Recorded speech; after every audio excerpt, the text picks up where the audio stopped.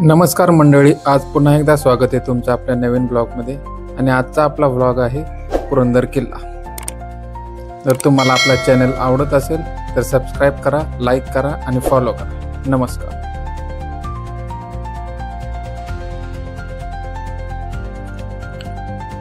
पुरंदर किल्ल्याकडे जाताना पहिल्यांदा आपणाला सासवडचं चांगकोटेश्वर मंदिर या ठिकाणी भेट द्यायची आहे, कारण ते मंदिर पण बघायला खूप सुंदर आहे. मग त्या मंदिराकडे गेल्यानंतर आपण तिथून पुढे प्रस्थान करणार आहोत पुरंदर किल्ल्याकडे.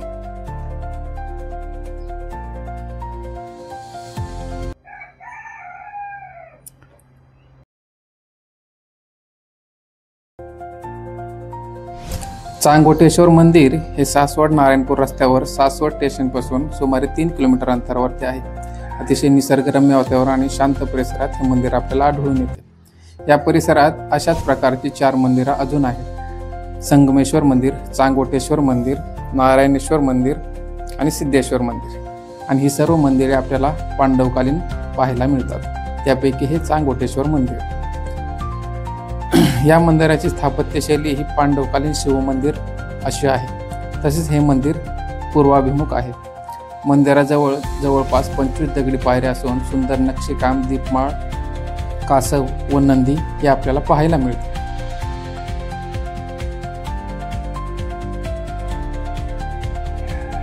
या मंदिराची एक आख्यायिका आहे. संत चांगदेव यांची प्रसिद्ध कथा. पावसाळ्यात व्रत करून अंधत्व आणि मौन धारण करून त्यांनी शिवलिंगाची पूजा केली. एकदा शिष्याने तयार केलेले पार्थिव लिंग ठराविक थरावर हलवता येऊ शकले नाही आणि ते स्वतः स्थिर झाले, म्हणून स्वयंलिंग म्हणून समजले गेले आणि त्यावर एक छोटे मंदिर बांधले गेले. या मंदिराचा जीर्णोद्धार सुमारे 1700 साली सरदार अंबाजी पंत पुरंदरे यांनी केला आणि सध्याची मालकी हे सरदार जयसाहेब राघवेंद्र पुरंदरे यांच्याकडे आहे. आणि हा मंदिराचा आसपासचा परिसर, ज्याची आपण माहिती घेतली.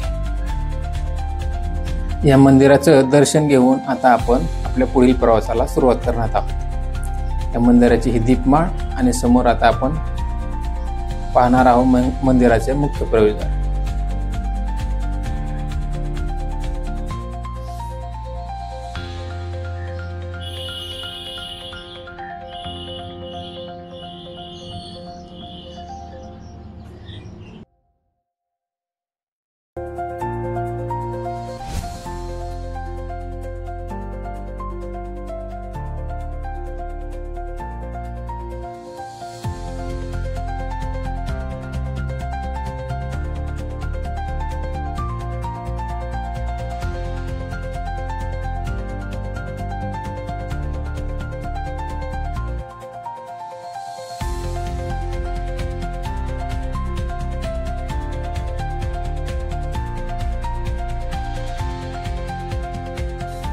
चांगकोटेश्वराचं दर्शन घेऊन आता आपण आपल्या मुख्य उद्देशाकडे जाण्याच्या तयारीत आहोत. ते म्हणजे आपण पुरंदर किल्ल्याच्या भ्रमंतीकडे जाण्याच्या तयारीत आहोत. तर चला मित्रांनो, आता आपण पुरंदर किल्ल्याकडे प्रस्थान करूया. पुण्यापासून सुमारे 50 किलोमीटर दक्षिण पूर्वेला हा आपल्याला पुरंदर किल्ला पाहायला मिळतो. स्वराज्य, साहस आणि इतिहास याच्या संगमाचे उत्तम उदाहरण म्हणजे हा पुरंदर किल्ला. या निसर्गरम्य घाटातून जाताना आपल्याला दिसलेली ही निसर्गाची हिरवी शाल आणि ही दाट धुके अतिशय सुंदर असा रोमांचकारी आणि निसर्गरम्य अनुभव घ्यायला आपण तयार आहोत.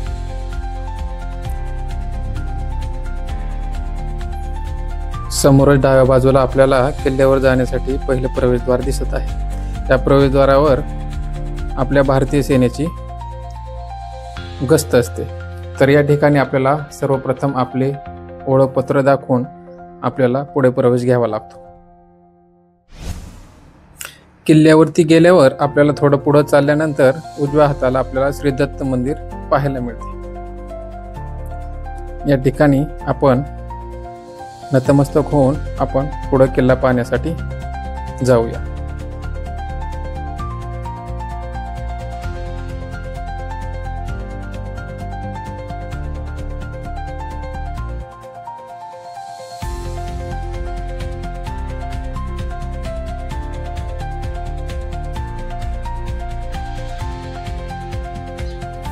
इथून पुढे गेल्यानंतर आपल्याला किल्ले पुरंदरचा बोर्ड पाहायला मिळतो.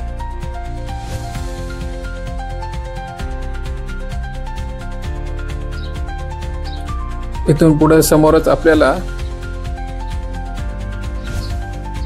मोरारबाजी देशपांडे यांचा पुतळा आणि त्याच्या पाठीमागच आपल्याला त्यांची समाधी पाहायला मिळते. यांच्या शौर्याच्या आणि गाथेचा इतिहास आपल्याला परिचित आहेच.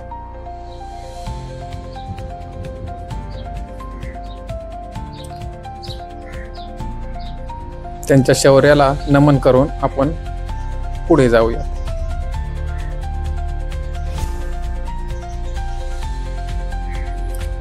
पुढे गेल्यानंतर आपल्याला लगेच छत्रपती संभाजीराजे उद्यान पाहायला मिळते. त्यामध्ये छत्रपती संभाजीराजेंची मूर्ती आणि आजूबाजूला सुशोभीकरण केलेले पाहायला मिळते. खूप आल्हाददायक आणि निसर्गरम्य वातावरणात असल्यामुळे इथं भाविकांची नेहमीच ये जा येत असते.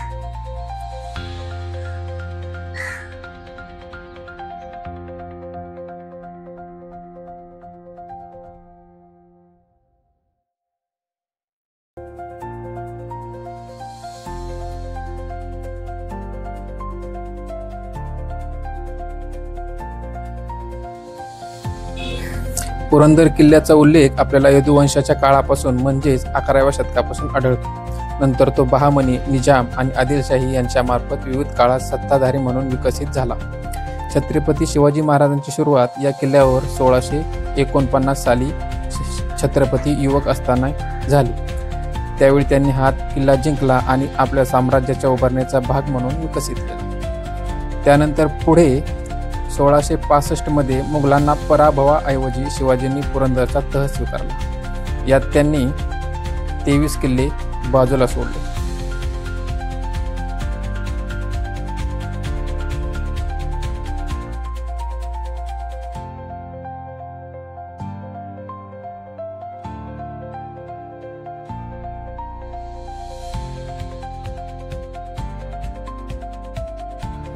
पुरंदर किल्ला अजून एक महत्त्वाच्या घटनेने ऐतिहासिक मानला जातो, तो म्हणजे छत्रपती संभाजी महाराजांचा जन्मवाटिका म्हणून.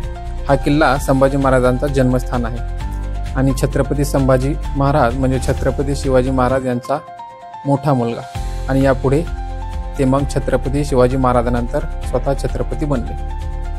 आपल्याला किल्ल्याभोवती यदुवंशीय काळातील हेमाडपंथी शैलीतील नारायणेश्वर मंदिर आजही अस्तित्वात आहे. थोड्या अंतरावर आता आपल्याला म्युझियम पाहायला मिळते. हे सुंदर असे म्युझियम आपल्याला पाहायला मिळते. यामध्ये आपल्याला विविध गडकोट किल्ल्यांची माहिती आणि छत्रपती संभाजी महाराज यांच्या मूर्त्या व विविध सरदारांची माहिती आपल्याला मिळते. समोर आपल्याला छत्रपती संभाजी महाराजांची मूर्ती व वरती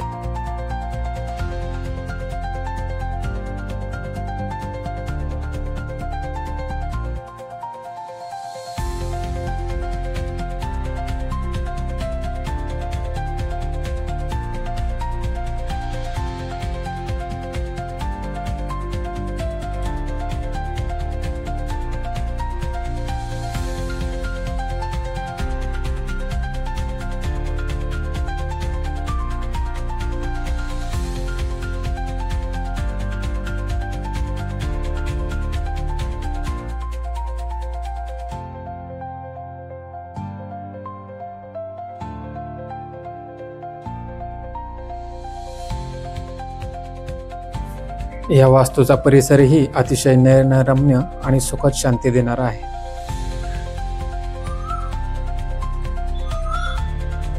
या ठिकाणी आपल्याला विविध अशी भित्तिचित्र आणि तैलचित्र पाहायला मिळतील.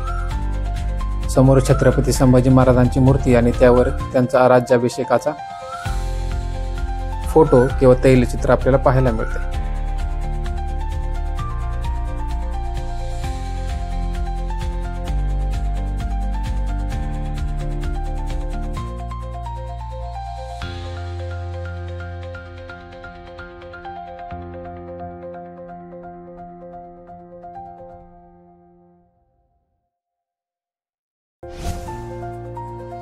वास्तूच्या थोडी बाहेरील बाजूस आपल्याला संपूर्ण भिंतीवरती छत्रपती शिवाजी महाराजांचे किल्ले आणि त्यांची माहिती पाहायला मिळते.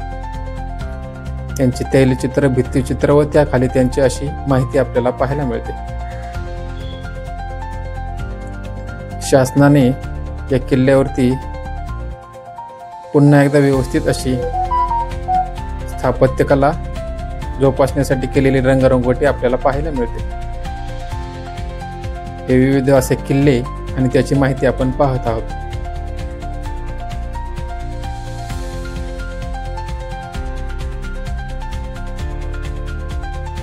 तसेच आपण विविध सरदारांना लिहिलेली पत्रे पाहत आहोत.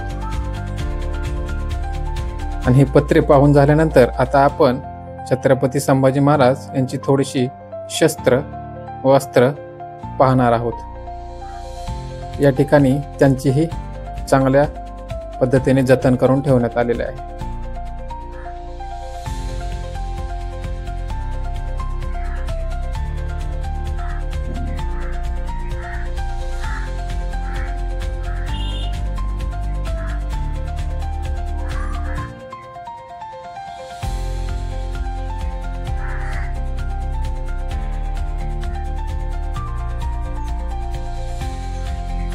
या ठिकाणी आपल्याला छत्रपती संभाजी महाराजांच्या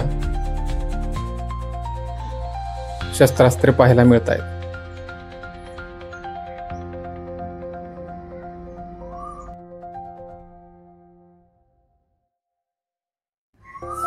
छत्रपती संभाजी महाराज यांच्या तलवारी आपण पाहत आहोत.